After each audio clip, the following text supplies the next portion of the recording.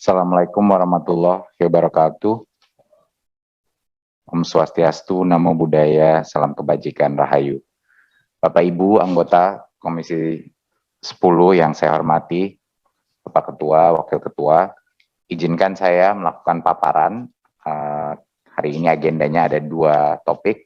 Yang pertama adalah mengenai perkembangan seleksi guru P3K, dan yang kedua adalah penyesuaian RKKL Kemendikbud tahun 2022. Kalau kita bisa langsung saja ke halaman keempat.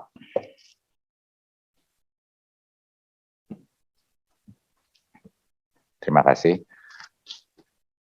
Ini adalah lini masa perjuangan kita untuk guru honorer yang mulai dari bulan November 2020 ini sudah bergerak. 6 bulan dari itu kita mulai merencanakan rencana besar kita untuk menjawab masalah guru honorer kita.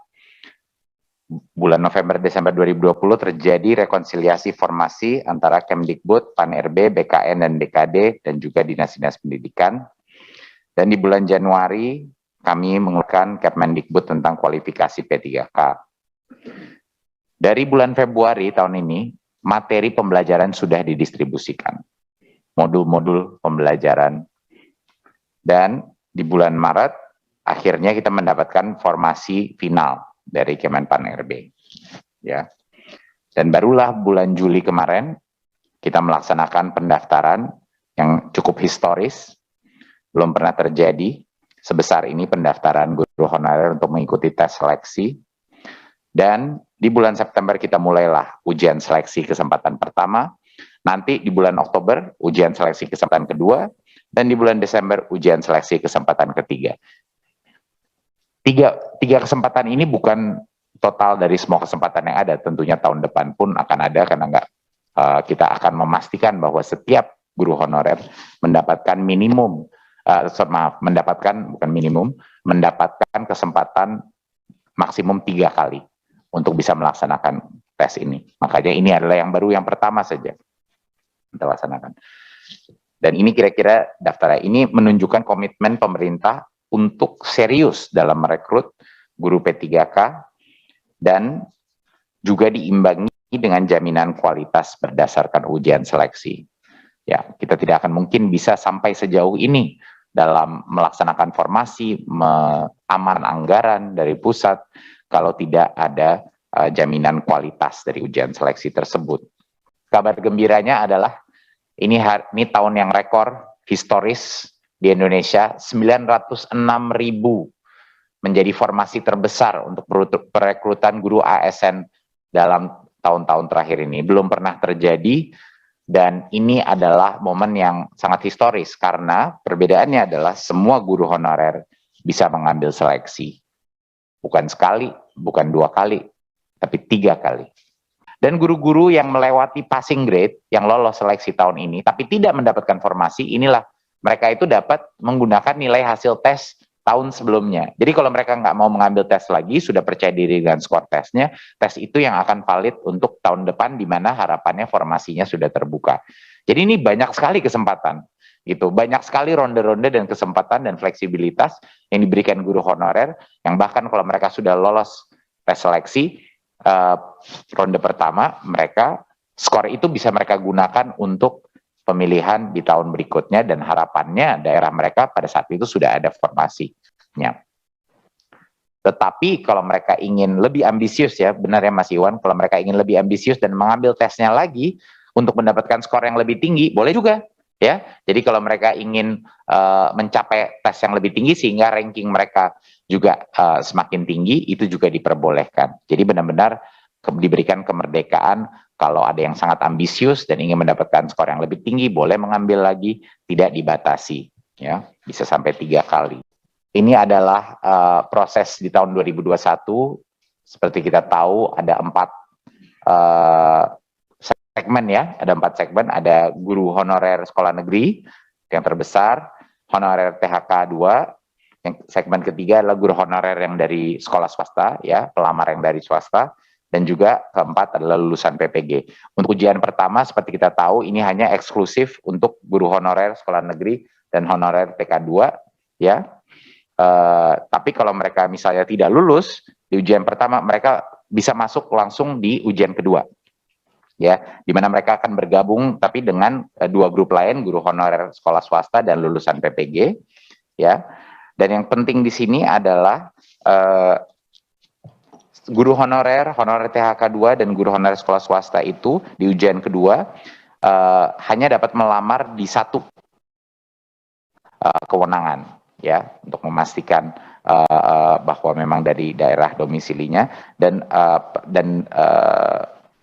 untuk peserta yang lulusan PPG mereka itu melamar sesuai domisilinya. Untuk pilihan lalu setelah itu, ya, misalnya tidak lulus di ujian kedua, bisa ke ujian ketiga, dan di ronde ketiga ini seluruh peserta dapat melamar pada formasi lintas daerah yang belum terisi. Ya, jadi mereka benar-benar bebas untuk memilih lintas daerah. Dan setelah itu pun setelah ujian ketiga kita akan melakukan optimalisasi pengisian formasi kosong. Jadinya ini ada banyak tahap-tahapnya Bapak Ibu, di mana kita akan terus mencoba mengisi kekosongan ini. Ya, ini baru tahap 1. Ya, belum sampai tahap 3. Tahun depannya akan ada lagi, proses lagi gitu. Jadi apa hasilnya? Tahap pertama dari tahun pertama kita melakukan ini, apa hasilnya? Berikut. Nah, ini sedikit mengenai logistik. 608.000 peserta, bayangkan ya Bapak Ibu, 608.000 peserta mengambil tes seleksi di dalam satu waktu yang bersamaan. Ini merupakan suatu pencapaian logistik yang luar biasa dalam waktu yang sangat singkat.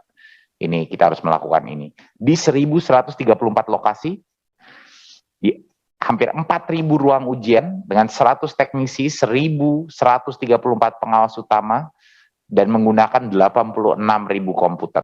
Sekedar mengingat kembali bahwa kami sudah memberikan, kami dan Pansel sudah memberikan dan setuju oleh memberikan afirmasi, ya, afirmasi jumlah tambahan nilai 100% untuk yang sudah memiliki sertifikat pendidik, 15% bagi yang di atas usia 35 tahun, dan 10% untuk penyandang disabilitas, dan 10% untuk poin bonus untuk guru honorer THK 2. Ya, ini cuma ingin mengingatkan kembali bahwa kita sudah dari awal sudah memberikan afirmasi kepada beberapa pihak. Berikut.